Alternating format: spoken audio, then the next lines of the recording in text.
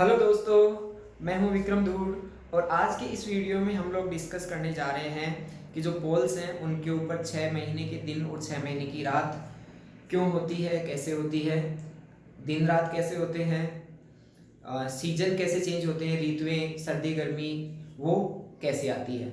तो इस चीज़ को समझने के लिए सबसे पहले हमें जो अर्थ है उसकी मोशन को समझना पड़ेगा। तो अर्थ की जो मोशन है वो दो तरीके की मोशन होती है। एक खुद के एक्सिस के अबाउट, जो खुद के एक्सिस के अबाउट जो रोटेशनल मोशन है उसको हिंदी में हम लोग घूर्णन गति भी बोलते हैं। दूसरी वो सन के चारों तरफ चक्कर लगाती है, परिक्रमा करती है, वो परिक्रमण हो गया या उसको रिवोल्यूशन बोलते हैं। तो एक रोटेशन, दूसरा रिवोल्यूशन। अर्थ अपने जो एक्सिस है उसके अबाउट उसको रोटेट होने में जो टाइम लगता है वो है 24 घंटे। लगभग 24 घंटे में वो अपने एक्सिस के अबाउट अपनी एक जगह जो खुद की एक्सिस है उसके अबाउट एक चक्कर उसको कंप्लीट करने में 24 घंटे लगते हैं। और जो सन के चारों तरफ जो चक्कर लगाना एक कंप्लीट करना होता है उसमें लगभग उसको 365 दिन का समय लगता है। तो जो खुद के एक्सिस के अबाउट रोटेट होती है उससे दिन और रात होते हैं, ये भी हम देखेंगे कैसे दिन रात होते हैं। लेकिन पोल्स के केस में जो ध्रुव हैं उनके केस में ये चीज़ सही नहीं होगी। वहाँ पे 6 महीने के दिन होते हैं, 6 महीने की रात होती है। ऐसा क्यों होता है? तो सबसे पहले हम लोग थोड़ा सा इस डायग्राम की तरफ चलते हैं। तो आपको ये दिख रहा होगा सन, ये है अपने पास अर्थ। सन अर्थ से बड़ा होता है लेकिन यहाँ पर हम दूरी, इनके बीच में काफ़ी दूरी है। ऑब्वियस बात है, जिनकी साइज है उनके कंपेरिजन में दूरी बहुत ज़्यादा है, लेकिन हम उसको यहाँ पर बोर्ड पे दिखा नहीं सकते, इसलिए इनके बीच की दूरी को काफ़ी ज़्यादा मानना है आप लोगों को। दूसरा, जो दूरी ज़्यादा होने की वजह से जो किरणें आ रही हैं वो समांतर होंगी, जो रेज है वो पैरेलल आएंगी। उसके अलावा आपको ये पता होगा, आपने पहले के जो क्लासेज है उसमें पढ़ रखा होगा कि जो अर्थ है वो अपने एक्सिस के अबाउट 23.5 डिग्री से झुकी हुई है, 23.5 डिग्री से अपने एक्सिस के अबाउट वो टिल्टेड है। तो ये कुछ हमने एक डायग्राम बनाया है इन जनरल सा। ये सन की रेज आ रही है इधर और अर्थ है वो 23.5 डिग्री से झुकी हुई है। ये लगभग हमने जून का केस लिया है, ठीक है। तो जो नॉर्थ पोल है उसके हिसाब से ये नॉर्थ पोल ऊपर का हो गया, सबसे जो जिस एक्सिस के अबाउट घूमती है उसका ऊपरी हिस्सा हो गया नॉर्थ पोल, नीचे का हिस्सा हो गया साउथ पोल। जहां जहां पर आपको सन की लाइट दिख रही है वहां पर आपको दिन होगा, जहां पर सन की लाइट नहीं आ रही है वहां पर रात होगी। अब अगर यहाँ पे आपको जैसा कि डायग्राम में दिख रहा है, मैंने जो रेड से मार्क कर रखा है वहां पर सन की लाइट आ रही है, इस केस में वहां पर दिन होगा। जो पीछे का हिस्सा जहां पर सन की लाइट नहीं आ रही है वहां पर रात होगी। ये हो गया अपने पास नॉर्थ पोल, ये हो गया साउथ पोल। तो नॉर्थ पोल से भी थोड़ा सा हम और बात करेंगे कि अगर जून की बात है तो यहाँ तक लाइट आ रही है, तो लगभग किसी एक पर्टिकुलर कंडीशन में यहाँ तक दिन है।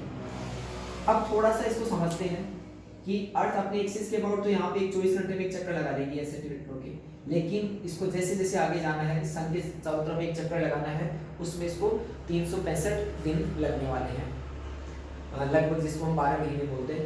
तो 12 महीने, अब एक चौथाई भाग कवर करने में, 1/4 भाग कवर करने में उसको लगभग 3 महीने लगेंगे। आधा ऑपोजिट तक जाने में उसको लगभग 6 महीने का समय लगेगा। अब इस पॉइंट को अगर मैं देखूं, ये हो गया इक्वेटर का पॉइंट।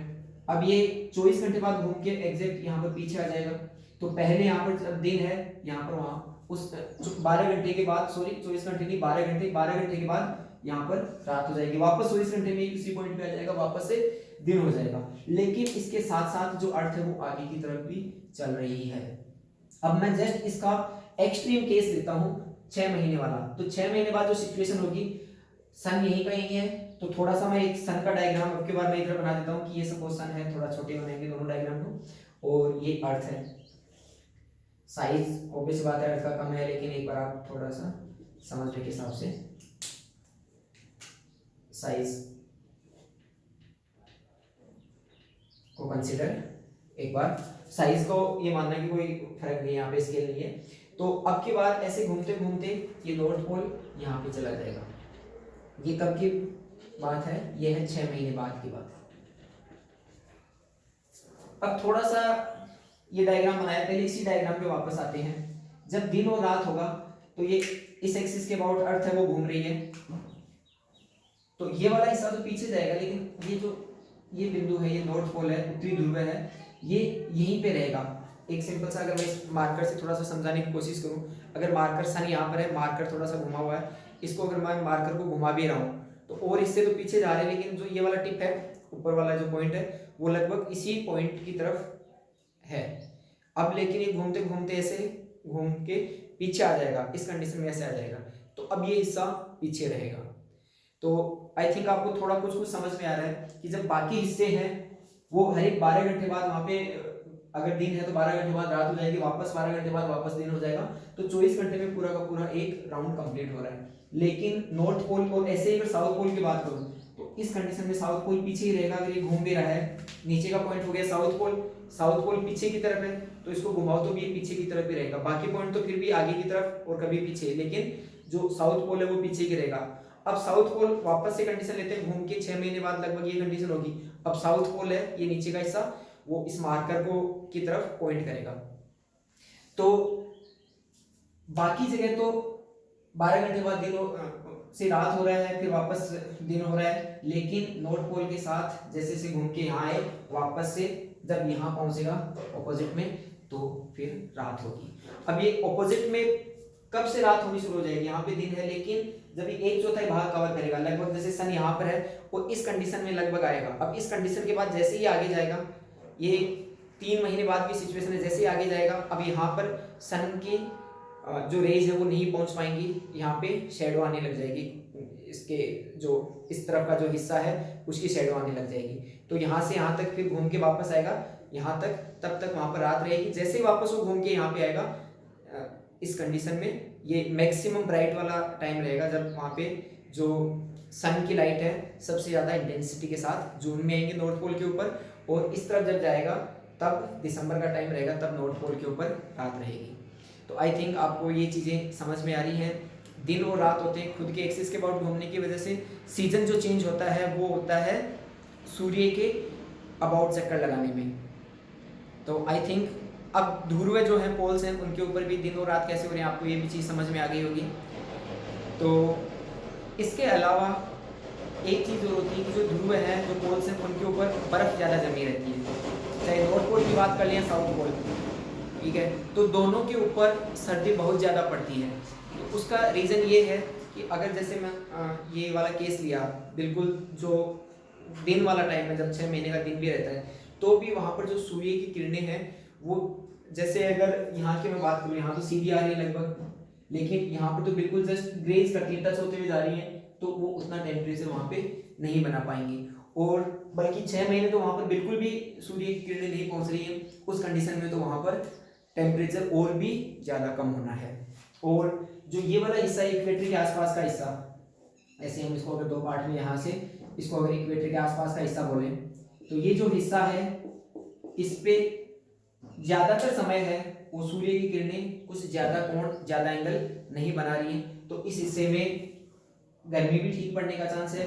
जब थोड़ा सा दूर होती है, जब कुछ कोण बनाती है, तो उस कंडीशन में सर्दी भी पड़ती है। लेकिन जो एग्जैक्ट इक्वेटर वाला है वहाँ पर सर्दी भी कम पड़ती है, केवल गर्मियों के ही पड़ने का ज़्यादा चांस रहता है, क्योंकि वहाँ पर ये मैक्सिमम यही एंगल है, इससे ज़्यादा वहाँ पे सूर्य की किरणें कोण नहीं बनाएगी। जैसे जैसे आगे जाएगा ये वाला कोण है वो कम ही होता रहेगा। तो आई थिंक आपको ये चीज़ भी समझ में आ रही है कि जो पोल्स हैं उनके ऊपर सर्दियाँ कैसे ज़्यादा पड़ती हैं। अब ऊपर जो इक्वेटर के ऊपर का हिस्सा है उसको नॉर्दर्न हेमिस्फीयर बोलते हैं, उत्तरी गोलार्ध, नीचे का हिस्सा है उसको सदर्न हेमिस्फीयर, दक्षिणी गोलार्ध। तो उत्तरी गोलार्ध और दक्षिणी गोलार्ध, उत्तरी गोलार्ध में जो लोग रहते हैं उनको जो सूर्य है वो लगभग उनसे दक्षिण की तरफ, उनको ज़्यादातर टाइम दक्षिण की तरफ से उनको आता हुआ लगता है, जबकि जो दक्षिणी गोलार्ध में रहते हैं उनको जो सूर्य है वो उत्तर की तरफ से उनको ज़्यादा आता हुआ लगेगा। यहाँ पे हम अगर इंडिया की बात करें तो इंडिया नॉर्दर्न हेमिस्फीयर में है, तो यहाँ पर जो अपनी छाया है, जो शैडो है, वो उत्तर की तरफ से घूमते हुए जाएगी, क्योंकि लगभग जो सूर्य है वो थोड़ा सा दक्षिण की तरफ से आता हुआ रहता है। तो ये थे कुछ पृथ्वी के बारे में, दिन और रात के समय कहाँ पे ज़्यादा ठंड क्यों पड़ती है, ऋतुएं कैसे परिवर्तन, अब सीजन का भी यही कि सीजन कैसे चेंज होती है, इसके बारे में थोड़ा सा और डिस्कस कर लेते हैं। तो यहाँ पे हमने थोड़ा सा, मैं इसको मार्कर से समझाने की कोशिश करता हूँ। इस रेड मार्कर को आप मान लीजिए सन और ये है अर्थ। तो जहाँ पर सूर्य की किरणें सीधी गिरेगी वहाँ पे गर्मी का चांस है, जहाँ पे किसी कोण पे गिरेंगी, जितना ज़्यादा ऐसे टिल्ट होके गिरेगी, वहाँ पे सर्दी पड़ने का उतना ही ज़्यादा चांस है।